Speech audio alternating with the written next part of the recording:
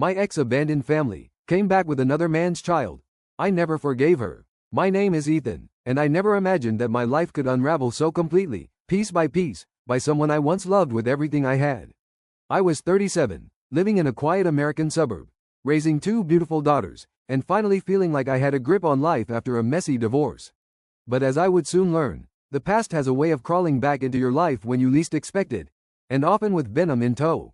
Lauren, my ex-wife, was 36 when she first walked out of my life, leaving me with two daughters, a pile of unpaid bills, and a heart that would take years to heal. We met when I was 24 and she was 23, both fresh out of college, working in the same corporate office.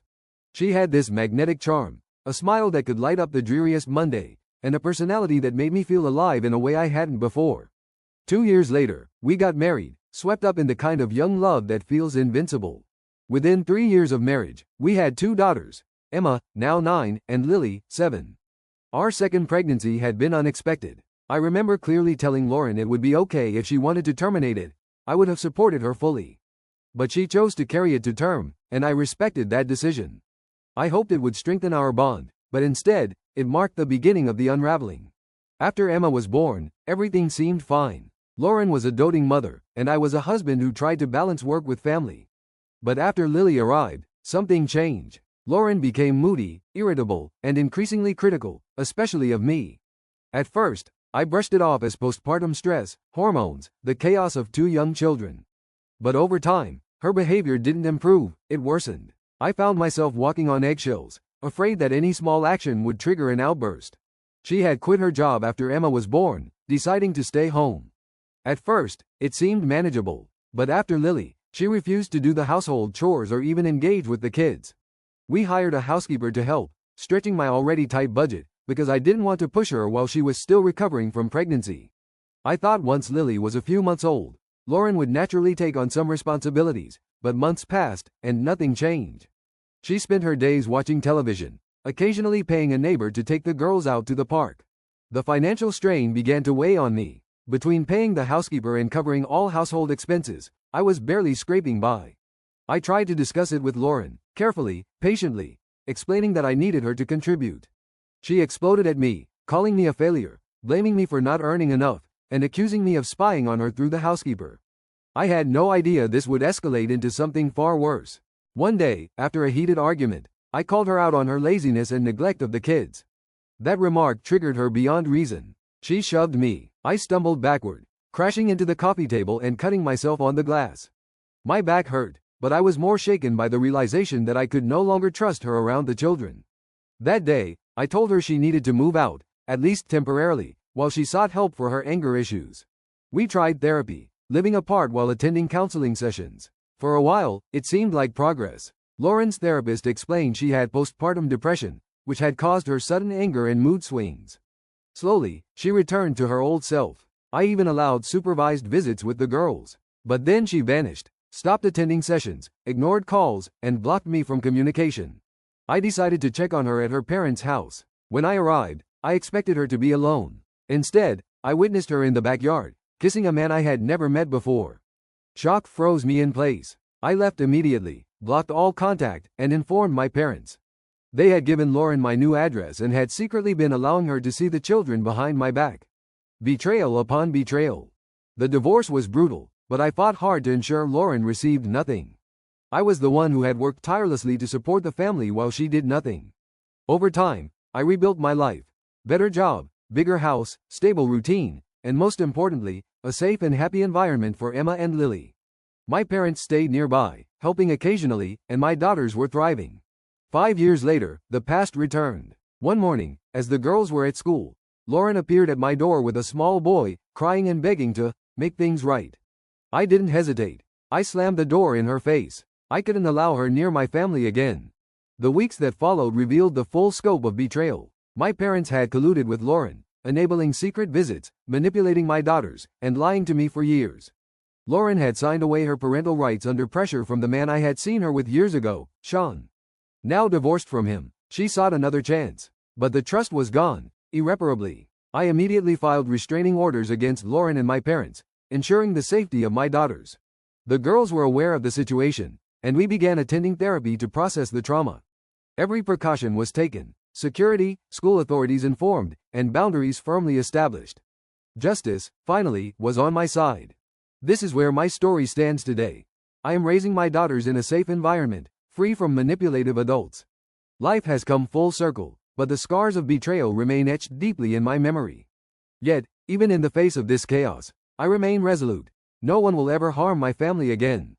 It had been only a few days since Lauren showed up at my door with that little boy, and I still felt the shock vibrating through my chest.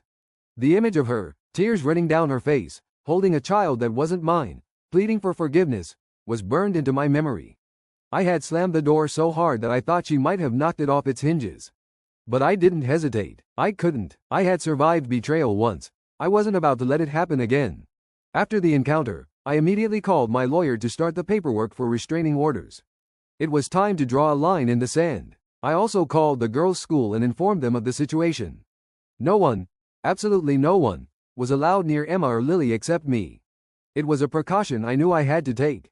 And yet, the more I thought about it, the more furious I became, not just at Lauren, but at my own parents. How could they betray me like this? The people who had been my anchor during the darkest days of the divorce had secretly been colluding with the woman who had abandoned me, who had left me to fight alone. They had been letting her see my daughters behind my back, manipulating them with toys and promises, teaching them lies. Lies about what it meant to love, about what was real. I decided I needed answers. I confronted them, but true to form, they twisted everything, claiming they had only wanted to help Lauren stay connected to her children. Their words made my blood boil. "You're not thinking about your kids, Ethan. You're being selfish," they said. Selfish? I had fought tooth and nail for their safety, for their stability, for their emotional well-being. I had sacrificed everything for them while Lauren lounged on the couch, watching TV, and they had quietly undermined me for years. It took only a few weeks for the court to grant temporary restraining orders. Lauren and my parents were to have no contact with me or the girls. I felt a weight lift off my shoulders. But the relief was short-lived because I knew the emotional damage had already been done. Emma and Lily had grown accustomed to seeing their mother occasionally, and now, suddenly, she was gone again. It was going to be hard for them, and I hated knowing that, but I also knew it was necessary. The real storm, however, came in the form of revelations. I had thought I knew everything about Lauren's relationship with Sean, the man she had left me for. But it was worse than I imagined. My parents revealed, somewhat reluctantly, that Lauren had been under his thumb for years. He had made her sign away her parental rights, forcing her to abandon her daughters completely, under the threat that if she didn't comply, she would lose everything, including custody of her children.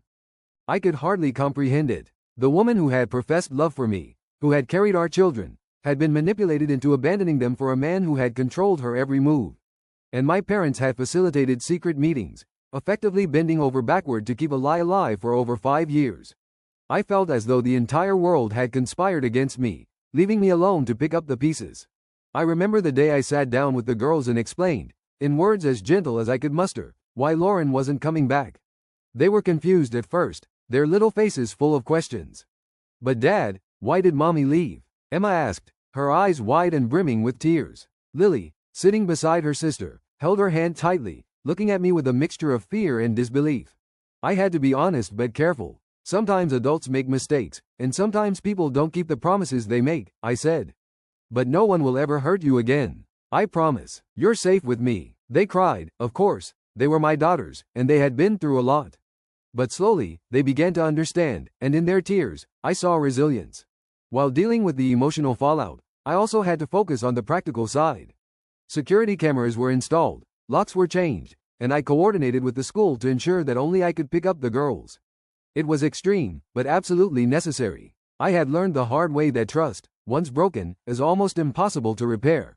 And then came the subtle manipulations. Lauren and my parents thought they could test boundaries, sending letters and emails, trying to convince me that I was being unreasonable, that the girls needed their mother. I didn't read them. I didn't respond. I had built walls strong enough to keep them out, emotionally and legally. It was during this time that I reflected on how far I had come. 5 years ago, I had been a man desperate to save a failing marriage. I had hoped against hope that Lauren could be fixed, that therapy could repair the wounds. I had been blind to the truth, that her love had never been genuine, that her priorities lay elsewhere. And now, I was free from her manipulation, free from the toxic influence of my own parents, and fully dedicated to my daughters. But freedom, as I would learn, comes with vigilance. Lauren's attempt to return reminded me that the past has a stubborn habit of resurfacing. I couldn't allow complacency to creep in, not when my daughter's safety was at stake. The restraining orders were in place, the legal system had my back, but I also had to stay alert. The intensity of the situation forced me to grow. I became more assertive, more strategic. I learned to read subtle cues, to anticipate manipulations before they could happen. I reinforced emotional boundaries with my daughters, teaching them that love isn't about fear or coercion, but about respect and safety. It was a hard lesson for them, but a necessary one. By the end of the year, life began to stabilize. My daughters were happier, school was going well, and I had created a routine that balanced work, parenting, and emotional recovery. And yet, the memory of that day, Lauren at my door with the little boy, crying and pleading, haunted me. It reminded me that while the legal system can enforce boundaries, emotional scars linger. I knew I had to keep moving forward, for them, for myself. Lauren and my parents had underestimated me. They had assumed that time and distance would weaken my resolve. But in truth, it had done the opposite. It had hardened me, sharpened my focus, and given me the clarity to protect my daughters at all costs. And so, the story continues, with the legal battles, emotional confrontations, and the eventual resolution that would finally bring justice and closure, not just for me, but for Emma and Lily. The weeks following the restraining orders were tense. Every knock on the door, every unfamiliar car on the street made my heart race. But I refused to let fear dictate our lives. Emma and Lily had suffered enough, and now it was my responsibility to create a safe, predictable world for them. Therapy became a cornerstone of our recovery. I found a counselor who specialized in children from broken homes and manipulation recovery. Emma and Lily were hesitant at first, but gradually, they opened up about their confusion, guilt, and the fear that had built up over years of secret visits and half-truths. They admitted how they had been coerced into keeping Lauren's meetings a secret, and how my parents had used gifts and sweet promises to manipulate them. Hearing this broke me inside, but it also strengthened my resolve. These girls were brave. They had endured deceit, betrayal, and emotional turmoil, yet they were willing to speak the truth. Meanwhile, the legal system moved quickly. Lauren and my parents were required to appear in court. The restraining orders were clear, and I had meticulously documented every instance of manipulation and attempted contact. When the day arrived, I sat with my lawyer, feeling a mix of nerves and satisfaction. Lauren arrived with the little boy she had brought to my door weeks ago, looking small and fragile as if the world had turned against her. My parents followed, their expressions a mix of defensiveness and guilt. The proceedings were intense. Evidence was presented. Emails, messages, photographs, and testimonies from the school confirming the manipulation attempts. The court listened intently as my lawyer explained the timeline of deceit, betrayal, and attempts to bypass legal boundaries. Lauren tried to argue her case, claiming she simply wanted to reconnect with her daughters. My parents, for their part, insisted they were only helping her stay involved in the girls' lives. But the truth was undeniable. The court ruled decisively in my favor. Restraining orders were extended for 5 years, ensuring that Lauren and my parents could have no contact with me or the girls. Any violation would carry immediate legal consequences.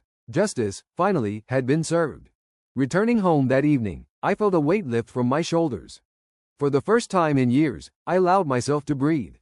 I hugged Emma and Lily tightly, promising them that no one would ever undermine our family again. "We're safe now," I whispered. "No one can hurt us anymore." They smiled through tears, their trust slowly rebuilding. The healing process continued over months. Therapy helped the girls process their feelings toward Lauren and my parents. They learned to separate love from manipulation, to understand that adults can make mistakes, and sometimes, those mistakes are not theirs to carry. I also worked with them on coping strategies for anger, sadness, and anxiety, teaching them resilience and self-worth. Life began to settle into a new rhythm. I had moved us into a bigger house, with more room for the girls to play, learn, and grow. My job was stable, my finances were secure, and for the first time in a long while, I felt a sense of peace. We laughed more, played more, and created new memories untainted by the ghosts of the past. Occasionally, I would think of Lauren. I wondered if she had truly changed or if her attempt to return was simply desperation after her other relationships failed. But those thoughts were fleeting. I had no desire to let her back into our lives. The past had taught me that some doors, once closed, should never be reopened. My parents, too, were a lesson in trust and betrayal. Despite the love I had for them, their actions had consequences. They had crossed a line that could never be repaired. We maintained distance, and though I missed the moments we could have shared, I understood that boundaries were necessary for my daughter's emotional safety. Years passed, and life improved steadily. Emma and Lily thrived in school, made friends, and developed hobbies that filled their hearts with joy. I continued to guide them, supporting their dreams while ensuring they understood the value of trust, honesty, and resilience. One evening, as we sat together watching the sun set from our backyard, I realized how far we had come. From betrayal, heartbreak, and manipulation, we had emerged stronger and closer than ever. My daughters were happy, secure, and surrounded by love. That was all that mattered. And though the memory of Lauren's betrayal and my parents' deception would never fully fade, it no longer held power over us. We had reclaimed our lives, rebuilt our trust, and created a future defined not by the actions of others, but by the choices we made together as a family. For the first time in a long while, I felt truly free.